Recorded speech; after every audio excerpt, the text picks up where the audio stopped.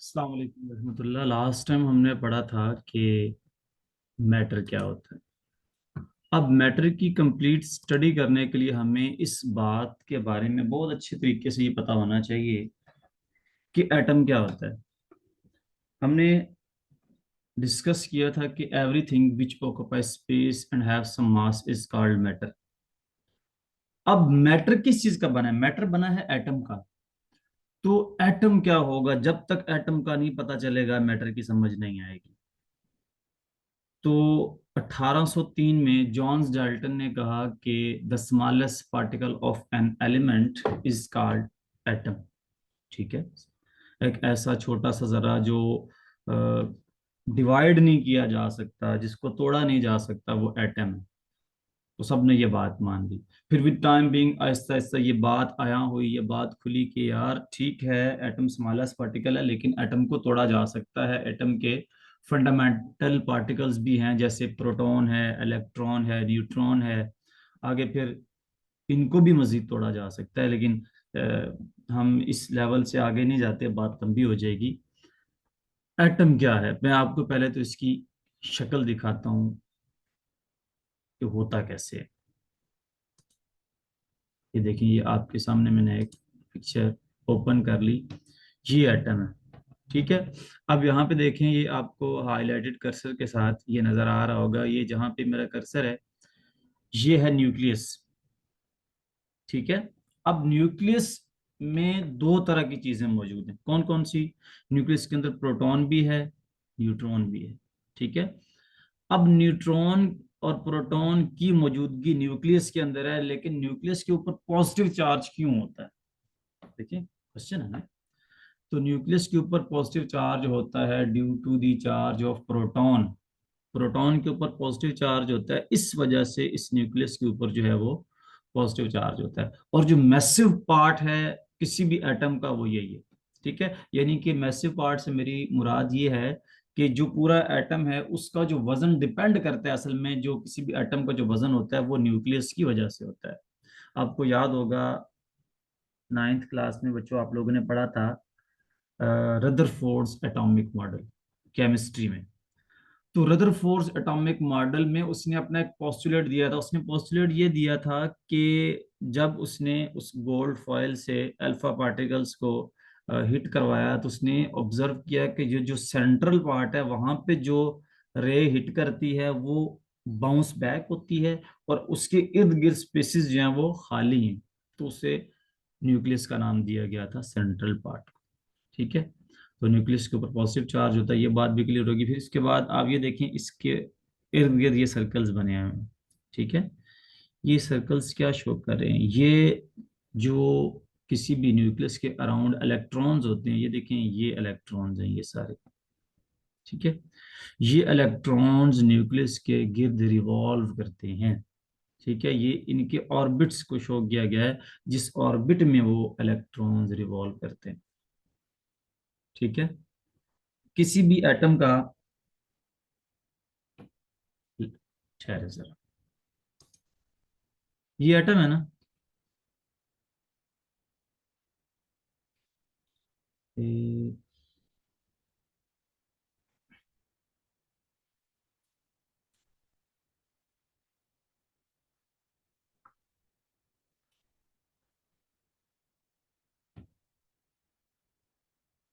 ये एटम है।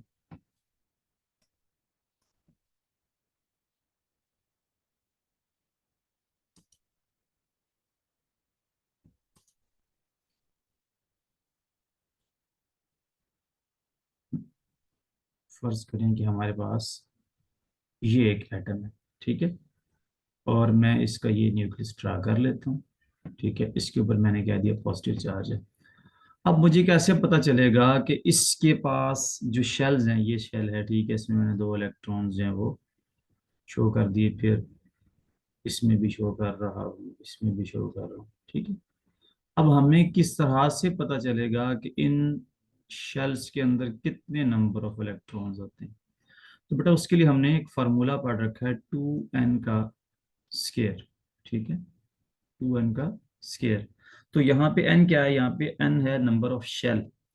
अगर मैं फर्स्ट शेल के लिए बात करूं, फॉर एग्जांपल मैं कहता हूं फर्स्ट शेल के लिए, तो उसके लिए मुझे क्या करना होगा, एन की जगह जो है वो हम 1 पुट करेंगे। ठीक है, एन की जगह क्या पुट करेंगे, 1। तो आप जब एन की जगह 1 पुट करेंगे तो 1 का स्क्वायर तो 1 ही होता है, तो हमारे पास जो आंसर है वो भी 1 ही आएगा। तो 2 1 जा 2। तो फर्स्ट शेल में, यानी कि फर्स्ट शेल को कहा जाता है के। तो के शेल में 2 इलेक्ट्रॉन्स होंगे। अब इसी तरह से अगर मैं सेकंड शेल में नंबर ऑफ इलेक्ट्रॉन्स निकालना चाहूँ तो मुझे एन की जगह 2 पुट करना पड़ेगा। ठीक है, अब आप जब 2 पुट करेंगे तो 2 का स्क्वायर तो 4 होता है, तो 4 2 जार 8। तो अब मेरे पास के बाद होता है एल, तो एल शेल में मेरे पास 8 इलेक्ट्रॉन्स हैं। अच्छा, यहाँ पे एक और बात बता दूं कि शेल्स का दूसरा नाम क्या होता है, शेल्स का दूसरा नाम होता है energy level.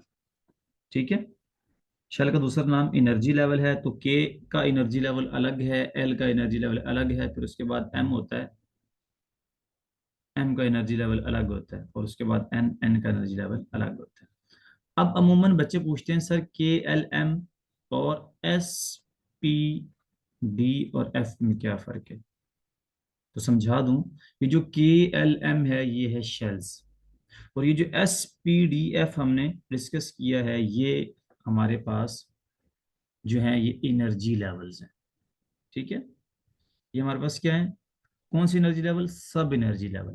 K L M N energy level है, और एस पी डी एफ जो है ये सब एनर्जी लेवल है। यानी कि ये जो सब एनर्जी लेवल का वर्ड हमने डिराइव किया है, निकाला है, ये सब एनर्जी लेवल का लफ्ज निकला है सब शेल से। तो हमारे पास सब शेल्स 4 हैं, एस है, पी है, डी है, एफ है। ठीक है, एस सब शेल में 2 इलेक्ट्रॉन्स आते हैं, पी में 6 आते हैं, डी में 10 आते हैं, एफ में 14 आते हैं। ठीक है, तो इनमें मैक्सिमम नंबर ऑफ इलेक्ट्रॉन्स जो आ सकते हैं वो 2 6 10 14। ये आप बात याद रखिएगा। आगे हम इंशाल्लाह इलेक्ट्रॉनिक कन्फिग्रेशन पढ़ेंगे, वहां पे मैं आपको इसकी मजीद जो है वो तफसील दूंगा। तो हम बात कर रहे थे एटम की, उसमें ये शेल का जिक्र आया तो मैंने शेल और सब शेल आपको बता दिए। अब सेल और शेल और सब शेल को यहाँ पे डिस्कस करने का मेरा मकसद क्या था, मकसद ये है कि energy level, sub energy level किस तरह से हम बताएंगे, या इसको एनर्जी लेवल क्यों कहेंगे। तो कोई भी इलेक्ट्रॉन, जैसे इस डायग्राम को देखें, ये हमने फर्जी तौर पे एक सर्कल ड्रा किया, हकीकतन तो ऐसा नहीं है। तो इस दायरे की एनर्जी जिस इलेक्ट्रॉन के पास होती है वो इस दायरे में घूमता रहता है, तो वो उसका एनर्जी लेवल है। इलेक्ट्रॉन की एनर्जी उसके लेवल के विद रिस्पेक्ट उस शेल में रिवॉल्व करती है, यानी कि अगर उसकी एनर्जी चेंज होगी तो उसका रिवॉल्विंग लेवल भी चेंज हो जाएगा। ठीक है, तो हर शेल की एक मखसूस एनर्जी है, जिस इलेक्ट्रॉन के पास वो एनर्जी होती है वो उस शेल में रिवॉल्व करता है। यानी कि अगर फर्स्ट शेल की अब बात करें, ऐसे इलेक्ट्रॉन जो फर्स्ट शेल में रिवॉल्व कर रहे हैं तो उनके पास वो एनर्जी है जो फर्स्ट एनर्जी लेवल है। जो इलेक्ट्रॉन दूसरे शेल में रिवॉल्व कर रहे हैं उनके पास वो एनर्जी है जो सेकंड एनर्जी लेवल है। इसी तरह से थर्ड एनर्जी लेवल है, फोर्थ एनर्जी लेवल है। अब इसके अंदर मजीद इलेक्ट्रॉन जो है उनकी पोजीशन है वो सब शेल है। अगर आपसे कोई पूछता है कि आप सब शेल को डिफाइन करें, तो हम उसकी डेफिनेशन यूं करेंगे, the position where is the maximum chance to find an electron is called subshell। Subshell उस जगह को कहेंगे जहां पर मैक्सिमम चांसेस हैं कि इलेक्ट्रॉन पाया जाए। अब मैक्सिमम चांसेस से मेरी मुराद क्या है, तो समझा दूं कि इलेक्ट्रॉन बिल्कुल एग्जैक्ट नजर नहीं आता। उसकी वजह क्या है, बड़े लेवल पे हम जब पढ़ते हैं, स्टडी करते हैं, तो हम इसको पढ़ते भी हैं कि क्यों और कैसे वो हमें एग्जैक्ट उसकी पोजीशन पता नहीं चलती, और इस पे पूरा लॉ बनाया गया है पोजीशन ऑफ इलेक्ट्रॉन पे। तो इलेक्ट्रॉन के गिर्द इतनी ज्यादा रोशनी होती है कि उसकी एग्जैक्ट लोकेशन देखना है जो वो मुश्किल होता है। ठीक है, तो इलेक्ट्रॉन के गिर्द बहुत सारी रोशनी है, तो हम कहते हैं कि जहां पे रोशनी है वो एक मखसूस एरिया है ना, तो उस एरिया में मैक्सिमम चांस है कि कहीं ना कहीं पे इलेक्ट्रॉन मौजूद है। इसलिए हम सब शेल की जो डेफिनेशन है वो यूं करते हैं, the reason where is the maximum chance to find an electron is called sub shell. उम्मीद है कि आपको शेल और सब शेल की डेफिनेशन समझ आ गई होगी। अब बात करते हैं हम एटम की।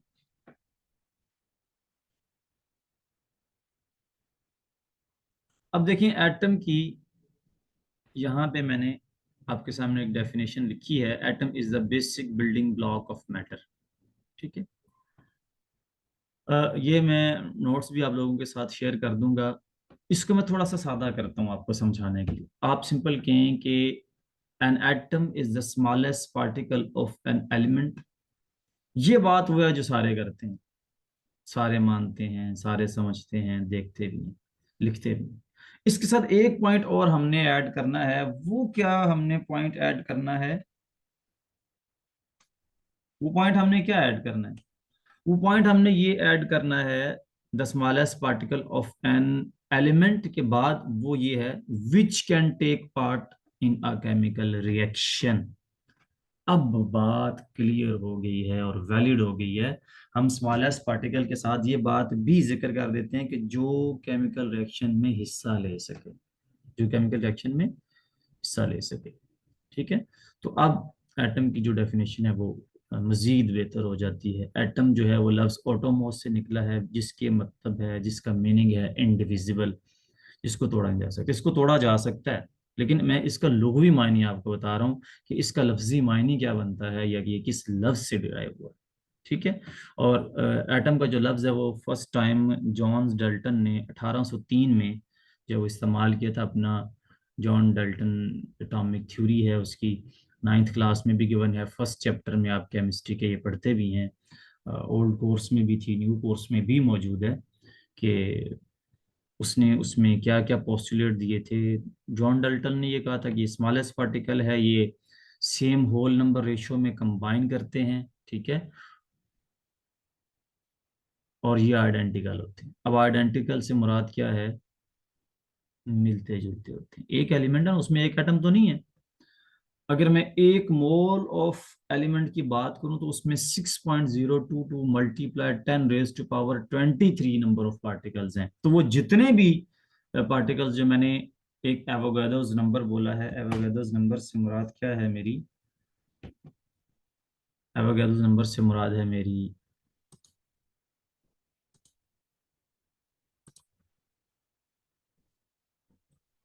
N A. ठीक है। और ये होता है 6.022 मल्टीप्लाई 10 रेज टू पावर 23।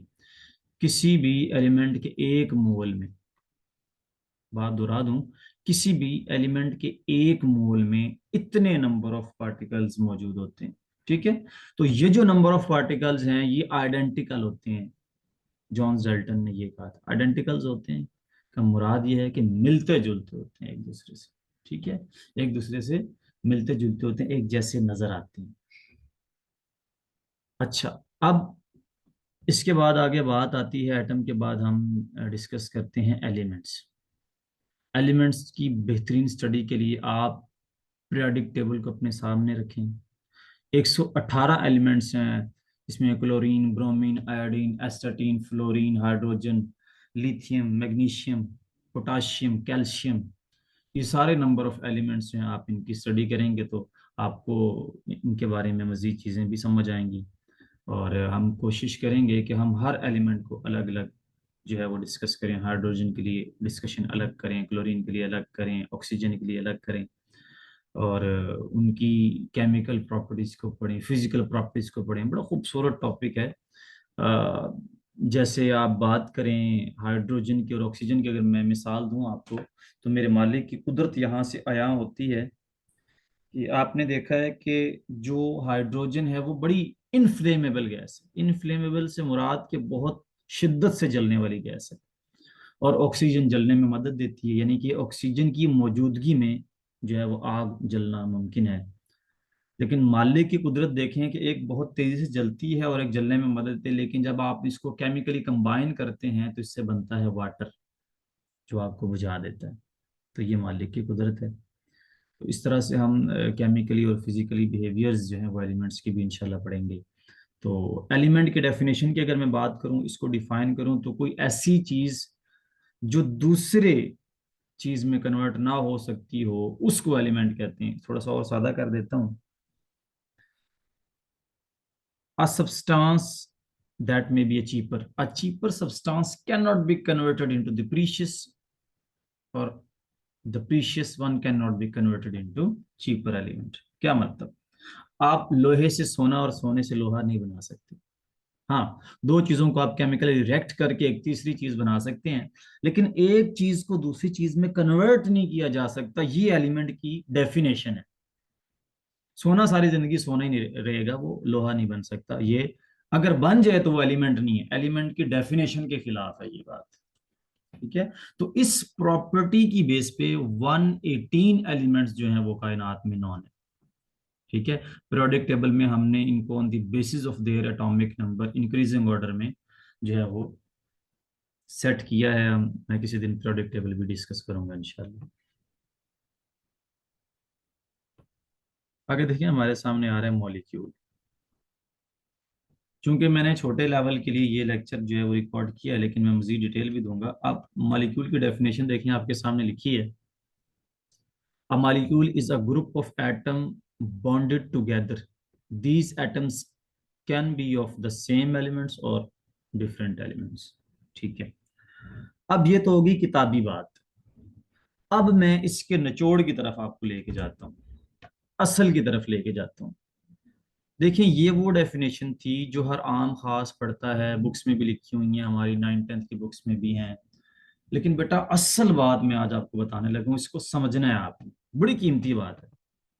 आप मॉलिक्यूल को ये कह देते हैं कि ग्रुप ऑफ एटम जो कंबाइन हो जाता है वो मॉलिक्यूल होता है।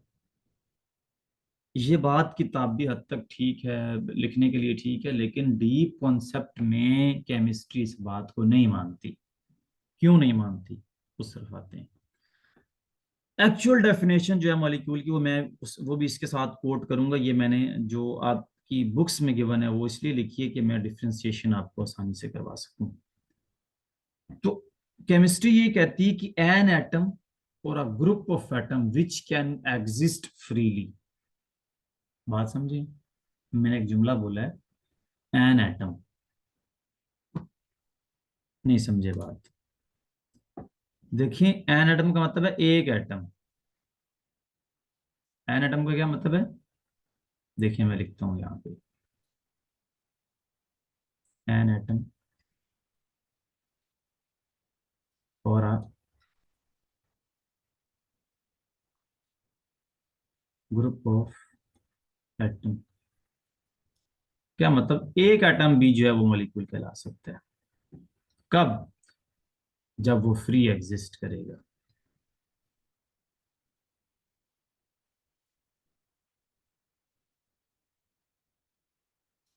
पॉइंट समझ आया। अब मैं इसको फिर orally बोलता हूँ आप लोगों के सामने। मैं कहता हूँ कि डेफिनेशन आप क्या करेंगे, आप कहेंगे कि एन एटम और a group of atom which can exist freely is called molecule. तो एक एटम भी हो सकता है, एक से ज्यादा भी हो सकते हैं। ठीक है, ये जरूरी नहीं है कि एक मॉलिक्यूल जो है वो ग्रुप ऑफ एटम होगा। एक सिंगल एटम को भी मॉलिक्यूल कह सकते हैं। मैं इसकी मिसाल देता हूँ, आप नोबल गैसेस को देखें, नोबल गैसेस सारी की सारी फ्री एग्जिस्ट करती हैं, तो वो सारी मॉलिक्यूल हुई। अब यहाँ पे बच्चे कंफ्यूज होते हैं, फ्री एग्जिस्ट से क्या मुराद। ये खास बात है, इसका पता होगा तो आपको मजीद ये डेफिनेशन क्लियर होगी। देखिए, फ्री एग्जिस्ट का मतलब ये है कि वो स्टेबल हो, यानी कि सादा लफ्जों में स्टेबल हर वो चीज कहलाती है जिसके शेल्स मुकम्मल होंगे। अब मैं इन तीनों बातों को जोड़ता हूँ। इसका मतलब ये हुआ कि जब तक कोई चीज स्टेबल नहीं है उसका वो फ्री एग्जिस्ट नहीं कर सकती, और जिसका शेल मुकम्मल नहीं है वो स्टेबल नहीं है। ठीक है, अब इसको जोड़ते हैं। फिर हम बात करते हैं क्लोरीन की। क्लोरीन के लास्ट शेल में कितने इलेक्ट्रॉन हैं, 7 इलेक्ट्रॉन है, यानी कि उसका शेल मुकम्मल नहीं है। ठीक है, अब उसका शेल मुकम्मल करने के लिए कितने इलेक्ट्रॉन चाहिए। अब यहाँ पे एक और सवाल खुल गया, खास बात खुल गई। अब मुझे इसको भी जरूर यहाँ साथ जोड़ना पड़ेगा, वरना आपका कॉन्सेप्ट कंप्लीट नहीं होगा। देखें, पहले मैं ये बताता हूँ कि शेल मुकम्मल कब होता है। शेल मुकम्मल होगा तो वो स्टेबल होगा, स्टेबल होगा तो वो फ्री एग्जिस्ट करेगा। ये तीन बातें जोड़ते हैं अभी हम। सबसे पहले ये पता होना चाहिए कि हम कब कहेंगे, हमें कैसे पता चलेगा कि शेल मुकम्मल है, या किस शर्त पे या किन किन कानून पे, किन किन बेसिस पे हम ये कहेंगे कि इसका शेल मुकम्मल है। वो सुन लें। हर वो एलिमेंट, देखिए दो रूल हैं जिन रूल्स की बेस पे हम कहते हैं कि इस एलिमेंट का शेल मुकम्मल है। रूल नंबर 1 है डुप्लेट रूल, रूल नंबर 2 है ऑक्टेट रूल। ठीक है। डुप्लेट रूल ये कहता है कि हर वो एलिमेंट जिसके आखिरी शेल में 2 इलेक्ट्रॉन हैं, उसका शेल मुकम्मल है। और अगर उसका शेल मुकम्मल है तो वो स्टेबल है, और अगर वो स्टेबल है तो वो फ्री एग्जिस्ट करेगा। एक बात होगी। दूसरी बात, according to octet rule, octa का मतलब ही 8 होता है। ऑक्टेट रूल ये कहता है कि हर वो एटम जिसके आखिरी शेल में 8 इलेक्ट्रॉन होंगे वो स्टेबल होगा, और जो स्टेबल होगा वो फ्री एग्जिस्ट करेगा। अब बात जुड़ गई। अब आपको बात मेरी समझ आएगी कि मेरा एग्जिस्ट फ्रीली से क्या मुराद था। जितनी भी नोबल गैसेज है उन सब के लास्ट शेल मुकम्मल हैं। किसी के आखिरी शेल में 2 इलेक्ट्रॉन्स हैं, किसी के आखिरी शेल में 8 इलेक्ट्रॉन। हीलियम के लास्ट शेल में 2 इलेक्ट्रॉन्स हैं। तो according to duplet rule helium जो है वो स्टेबल है, और जो स्टेबल है वो फ्री एग्जिस्ट करता है, और जो फ्री एग्जिस्ट करता है वो मॉलिक्यूल है। वो क्या है? वो मॉलिक्यूल है। ठीक है। तो ये एक्चुअल डेफिनेशन थी, ये वो असल बात थी जो हमने बच्चों को बतानी थी, और ये बहुत कम बुक्स में लिखी हुई। ठीक है। टीचर्स को नो डाउट ये बातें टीचर्स को पता है, लेकिन टीचर्स बच्चों के साथ डिस्कस नहीं करते। हमने ये जरूर बतानी है, हमारे बच्चों को, हमारी कौम को ये पता हो कि हम क्या पढ़ रहे हैं, हम सही पढ़ रहे हैं, या हम अगर नामुकम्मल पढ़ रहे हैं तो उसका मुकम्मल क्या है। तो बेटा आपने मॉलिक्यूल की डेफिनेशन सीखी, वो क्या है? एन एटम और a group of atom which can exist freely is called molecule. अब इस बात पे इसको आप मजीद टाइप्स में डिवाइड कर सकते हैं मॉलिक्यूल को। ठीक है। मॉलिक्यूल को आप कैसे डिवाइड कर सकते हैं टाइप्स में? तो बेटा mono atomic molecule, diatomic molecule, triatomic molecule और पॉलीएटॉमिक मॉलिक्यूल, 4 टाइप्स मैंने डिस्कस कर दी। पहली है मोनोटॉमिक। सादा सी डेफिनेशन बोलूंगा, मोनोटॉमिक मतलब ऐसा मॉलिक्यूल जिसमें एक एटम। डायटोमिक, ऐसे मॉलिक्यूल जिसमें 2 एटम है। ट्राइएटॉमिक मॉलिक्यूल, ऐसे मॉलिक्यूल जिसमें 3 एटम है। पॉलीएटॉमिक, ऐसे मॉलिक्यूल जिसमें 3 से ज्यादा हैं, वो 4 हो सकते हैं, 5 हो सकते हैं, 10 हो सकते हैं। ठीक है। तो ये सारी कंडीशंस कंबाइन करें तो टाइप्स ऑफ मॉलिक्यूल्स आती हैं। और अगर मैं मेजर टाइप ऑफ मॉलिक्यूल्स की बात करूं, डाटा बहुत सारा जमा हो रहा है इसमें, बात मैंने मुख्तसर लिखी थी, लेकिन इसको बयान करते हुए बहुत सी चीज़ें मजीद ऐड हो गई हैं। लेकिन खैर कोई बात नहीं, आप इस लेक्चर को रिकॉर्ड कर लें तो आपको इंशाल्लाह ये चीज़ें समझ आएंगी। इसको बार बार सुने, आपको चीज़ें मजीद वाज़ेह हो जाएंगी। तो मॉलिक्यूल की अगर मैं मेजर जो फ्रंटियर्स हैं उनकी बात करूं तो वो 2 टाइप्स हैं, होमोएटॉमिक मॉलिक्यूल और हेट्रोएटॉमिक मॉलिक्यूल। अब ये एक और शिक खुल गई है। होमोएटॉमिक मॉलिक्यूल्स वो होते हैं जिसमें सेम नेचर के एटम्स जो हैं वो कंबाइन होती हैं, आइडेंटिकल। जैसे